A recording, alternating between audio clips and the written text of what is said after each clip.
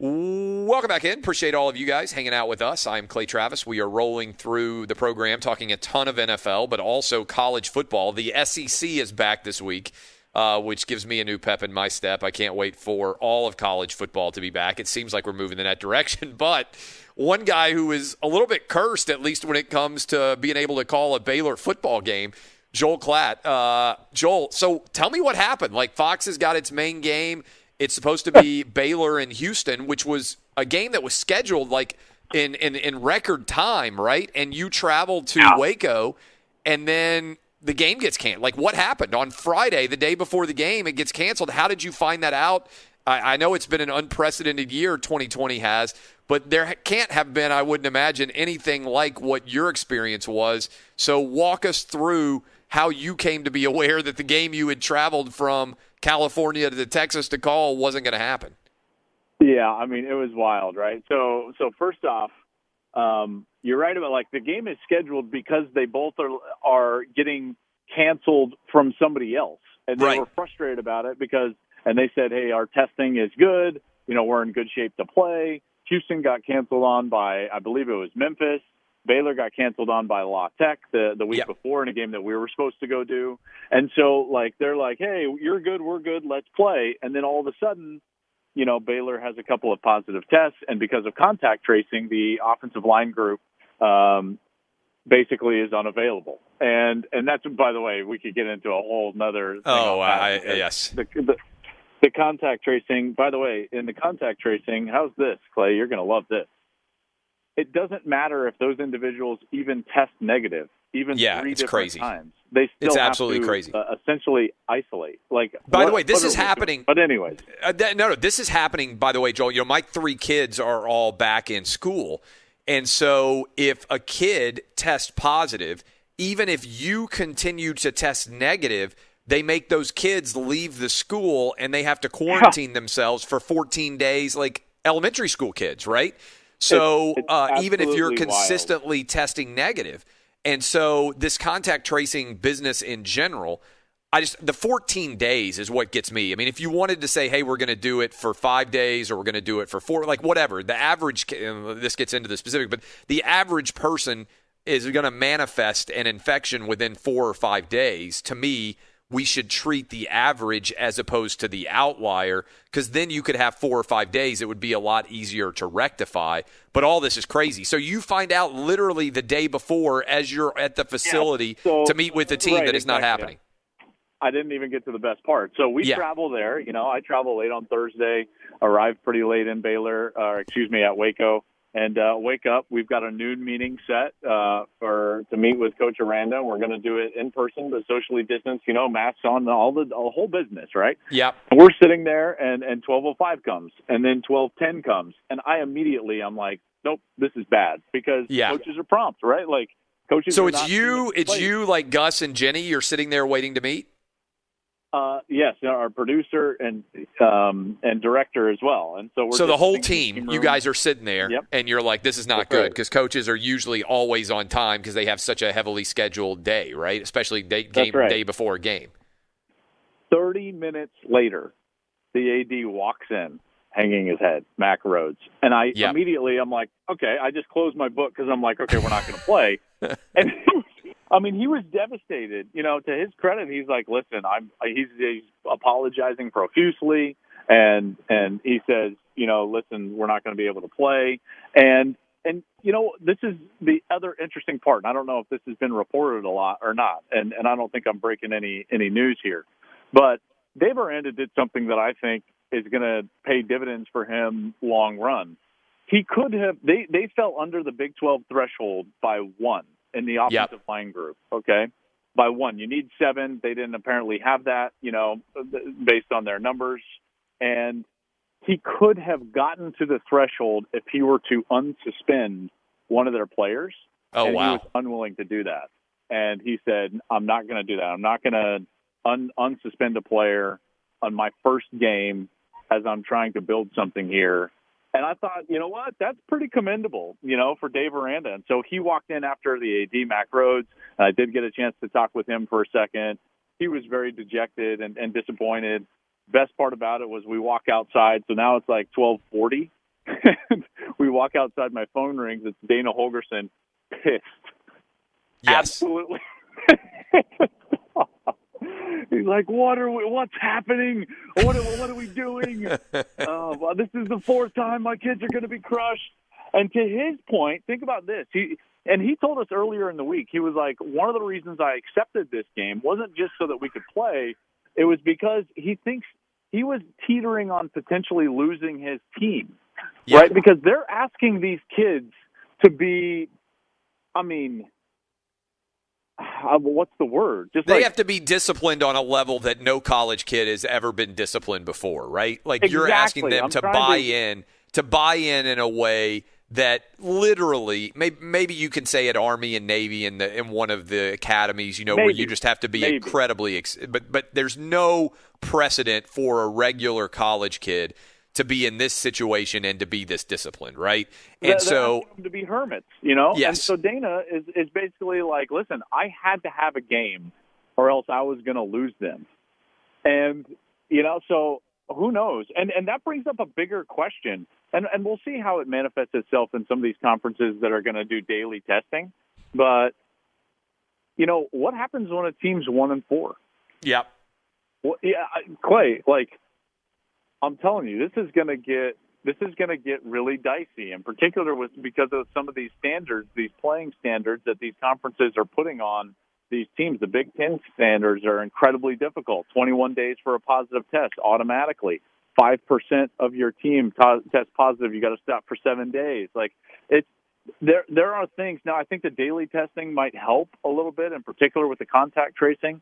But I'm nervous for some of these other conferences just because of the fact that we're asking these kids to do something that these young men that is unnatural to people their age. Let's just say, right? Look, there are two things that build out of what you were just saying that I think are fascinating. One is this: the Big Ten's coming back. That's a very good positive.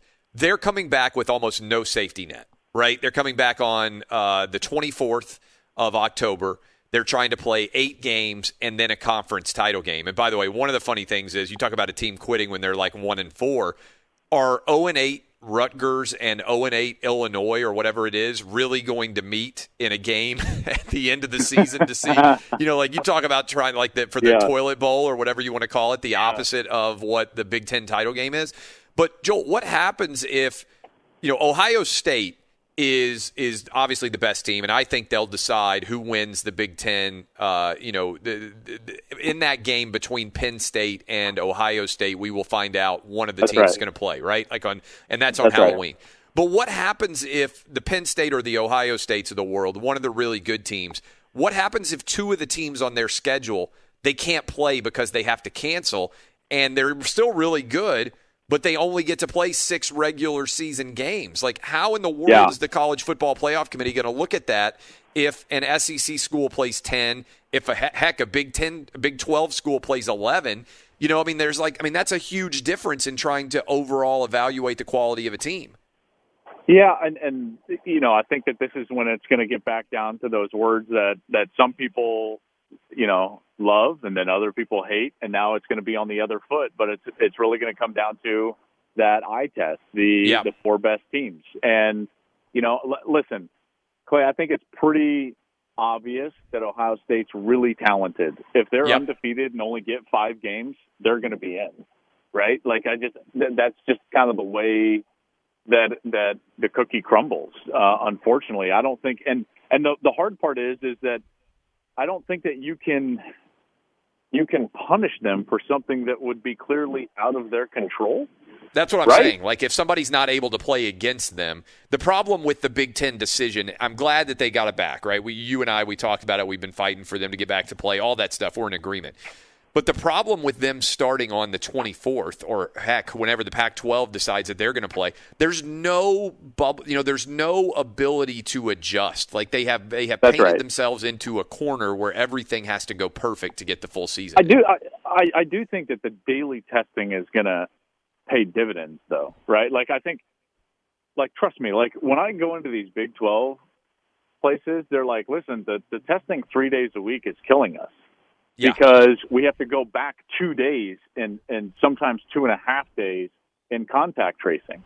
Whereas when you're doing it every single day, the contact tracing is a minimum because you can virtually guarantee that if a player is on the field of competition, whether it's in a game or a practice, he has tested negative that day. Yeah. So that's a big part. So then you can start to build your schedule to where you limit the amount of time that you're exposing everybody together. You limit the exposure to your position group outside of the practice. So basically, from the I just think that that's going to help them. But you're right. There is no leeway in this. There is, and to be honest, like I said, I think that we're going to have a really bumpy road as this goes on. But part of this bumpy road is also our own doing, and this is the frustration from my end of this. Again, there has not been a hospitalization, not that's one, right? Yep. And that's a good thing. That is a good thing. This Baylor postponement with Houston, the only cases that tested positive were asymptomatic cases. That is a good thing, and I want to at least give that as not as evidence that we should be doing anything different, but it's just like that's a positive thing, right? We're taking overwhelming precautions on this, and maybe even too steep. But the fact of the matter is that there is some good news in this, and that is that this virus is not hitting these college football players very, very hard, at least to this point, and that is a very good thing right now, in particular when you start looking forward to whether we can conclude a season or play a playoff or any of those things. You know, it's interesting, and I bet you've had some of these conversations behind the scenes too, but I've talked to a bunch of people in college athletics, and they've talked about high school football. And wherever you are across the country, I understand some places you can play high school football, some places you can't. But for instance, where I am in Tennessee, we've had a month of games going on, and almost none of them had to be canceled. And people say, well, how does that happen? They're not testing regularly in high school football unless somebody actually gets sick, right? Unless somebody has a fever, unless they are noticeably ill.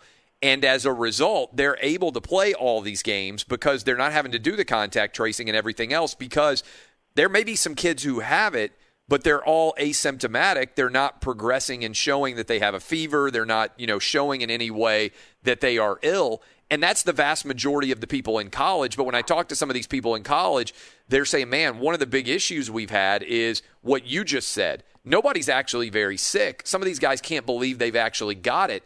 But because we're testing so frequently, we are catching those cases, which is leading to games getting postponed.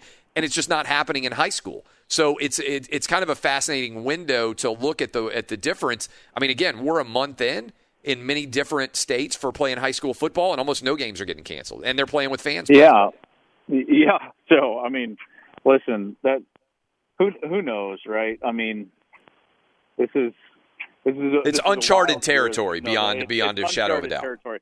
And the bros would say, as I like to, the bros would say, like, well, it's so dangerous for those high school kids because of myocarditis. Yes. But, I mean, so I just wanted to bring that up as the Corona Bros. The Corona Bros are like getting a standing 8 count right now, Joel. Like, I mean, you got the Mountain West, you got the Pac-12, you got the MAC. I mean, the Big Ten coming back. Sink. You see some of these guys, and we all know who they are on Twitter, and some of these journos that like immediately start with the long haul articles and all sorts of different articles about the doom and gloom of, well, the CDC now says this and so on and so forth.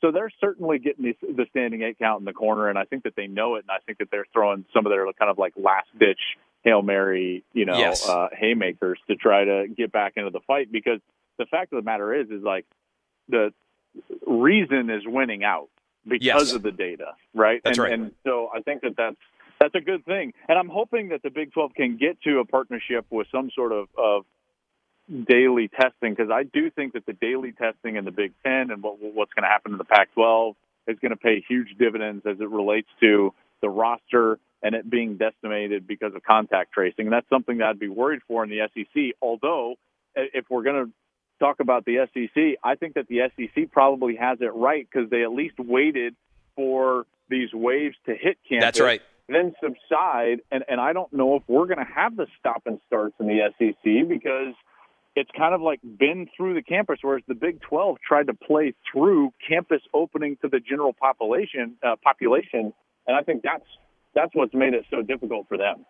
Look, I got to give credit to, and I think we're going to have Greg Sankey, SEC commissioner, on this week.